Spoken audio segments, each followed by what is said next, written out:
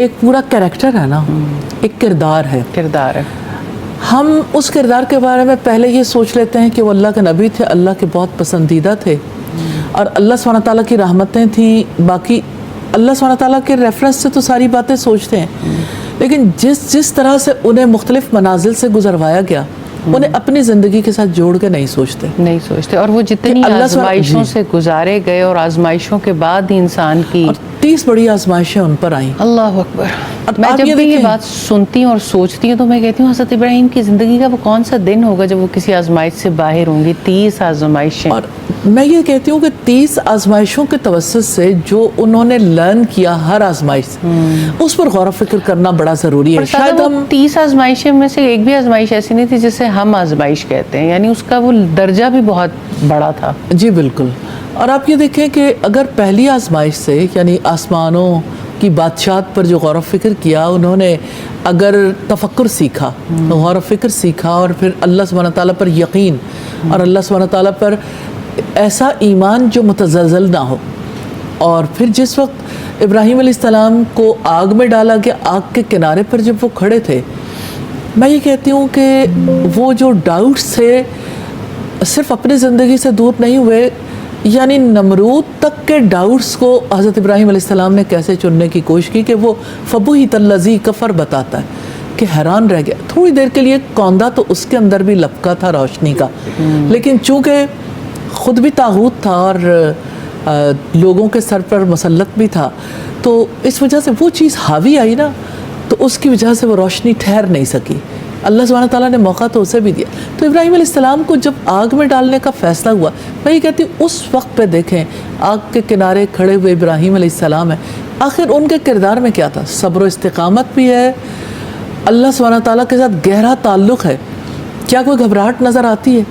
کیا آپ امیجن کر سکتے ہیں کہ انسانوں کی زندگی کی آج جو گھبراہٹ ہے اس کا علاج میڈیسن میں نہیں ہے، اس کا علاج کسی سائیکو تھراپی میں بھی نہیں ہے، اس کا علاج ابراہیم علیہ السلام کی حیات میں ہے، اس کا علاج انبیاء کی حیات میں، محمد صلی اللہ علیہ وسلم کی حیات میں. انسانوں کو کیوں بھٹک جاتے ہیں لوگ، کیوں یہ یقین کرتے ہیں کہ کبھی کبھی مجھے لگتا ہے کہ میڈیسنز نہ لیں یا آج سائیکو تھراپی نہ کرائی اور کوئی اچھا تھراپسٹ انگیج نہ کیا تو شاید آپ کے مسائل کا حل نہیں نکل سکتا. دیکھیں بات یہ ہے کہ لوگ جو ہیں، میں یہ کہتی ہوں بھٹکتا تو وہ ہے جو کسی راستے پہ ہو. مطلب صراط مستقیم پر لوگ آئے ہی کب تھے؟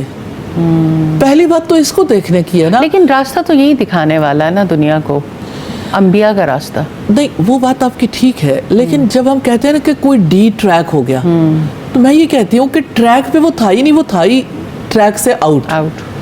ابھی تو ٹریک پہ آیا ہی نہیں کوئی. اس وجہ سے ان کی زندگی میں زیادہ خلا ہے، اس وجہ سے زیادہ مشکل ہے، پریشانی ہے.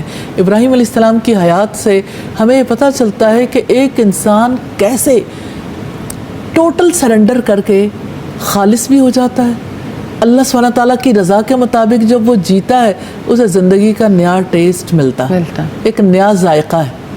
اب آپ دیکھیں کہ ابراہیم علیہ السلام نے اپنے سامنے آگ دیکھی ہے، کوئی پرواہ نہیں ہے کہ یہ سب کچھ میرے رب کا فیصلہ ہے، میرے رب نے مجھے ان حالات میں ڈالا ہے، تو جس رب نے مجھے یہاں تک پہنچایا ہے میرا بھروسہ اس پر ہے، اب اگلا کام اس کا ہے، میرا نہیں ہے. یہ بات زندگی میں سمجھ آ جائے تو زندگی گلو گلزار ہو جاتی ہے کہ تو جس بھی حالات میں رکھے تو رب کا فیصلہ ہے. اصل بات یہی ہے فائزہ، یہی سمجھنے کی بات ہے، اسی کی ضرورت ہے، خود اپنے لیے بھی غور و فکر کرنے کی اور اپنی نسلوں کو بھی غور و فکر کروانے کی کہ دیکھو آپ ہو، آپ کا رب ہے، اسباب کی طرف نہیں مسبب الاسباب کی طرف دیکھو.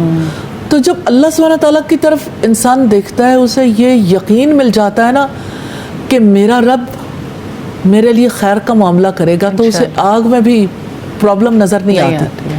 تو ابراہیم علیہ السلام کے لیے بادشاہ نے فیصلہ کیا، اس لیے کوئی فرق ہی نہیں پڑا. ساری قوم مل گئی، فرق ہی نہیں پڑا. باپ بھی چلا گیا، فرق نہیں پڑا. دیکھیں عام آدمی کیا کرتا ہے، عام انسان یوں سوچتے ہیں اوہو یہ تو میرا باپ تھا، کم از کم یہ تو سوچتا کہ میرے ساتھ اس کا ریلیشن کیسا ہے، میرے ساتھ اس کا تعلق کیسا ہے، اس نے اسے اس موقع پہ کیا کرنا چاہیے تھا. جب آپ اس ریفرنس سے سوچتے ہیں، انسانوں کے ریفرنس سے، تو ظاہر ہے کہ آپ کی ایکسپیکٹیشنز ہوتی ہیں اور ایکسپیکٹیشنز کی وجہ سے آپ کی زندگی ہل کے رہ جاتی ہے. تو توقع انسانوں سے نہیں باندھنی, امید اللہ سبحانہ تعالیٰ سے باندھنی, اور توکل اور اعتماد انسانوں پر نہیں, اللہ سبحانہ تعالیٰ کی ذات پر.